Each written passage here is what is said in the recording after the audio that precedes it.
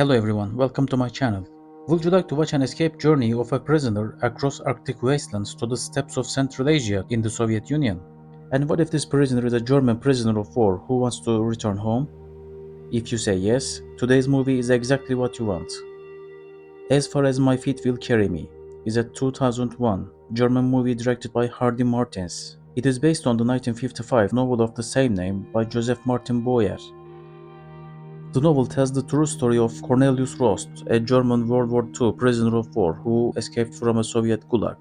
In the movie, our main character is Clemens Forel, a German soldier in Wehrmacht who was captured by the Soviets during World War II.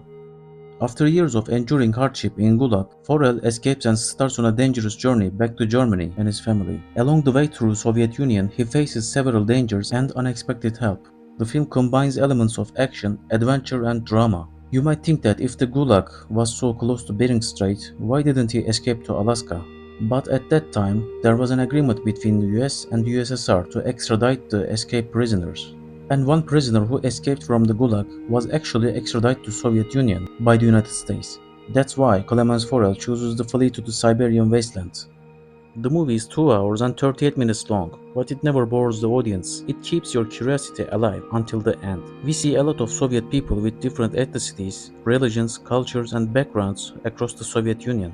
We also see different seasons and terrains. Through his journey, our character faces with hunger, cold and danger of humans and animals in each terrain. With all these dangers, an officer in the Gulag follows and tries to catch him along his journey. There are too many perfect nature views.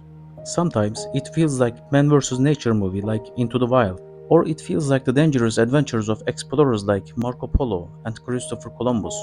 The movie also reminded me of the game Metro Exodus, as it tells the journey through these different terrains of Russia. If you're a fan of Metro Exodus, you should check this movie.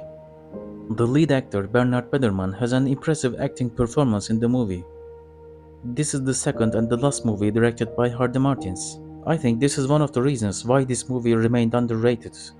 And of course, the fact that it is not a Hollywood movie is also a factor. You can compare its popularity with the Hollywood movie The Way Back. If you liked that movie, you will definitely like this movie. If you didn't like The Way Back, you might still like this movie. Soundtracks are one of the positive aspects of the movie. They are composed by Eduard Artemyev.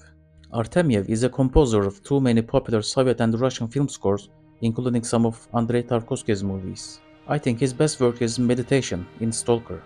Both the book and the movie use the name Clemens Forel instead of Cornelius Rost. Allegedly fearing to get negative reaction from the post-war Allied authorities, Rost agreed to tell his story to Joseph Boyer only after to using the name Clemens Forel. There are many allegations of fraud in the story of Cornelius Rost. For example, factual errors such as the alleged lead mine in the specific area of Gulag in Siberia never existed. Unverified claims such as his repatriation via Iran and several other nonsense claims by him. Cornelius Rost added some fake details to his story to probably make the book more interesting, but nevertheless his story is roughly true. If you're looking for a movie about prison escape, man vs nature, an adventurous journey, or just looking for German cinema, you should watch this movie. Thanks for watching, I hope you enjoyed this review. Please like the video and subscribe to my channel for more hidden gem reviews.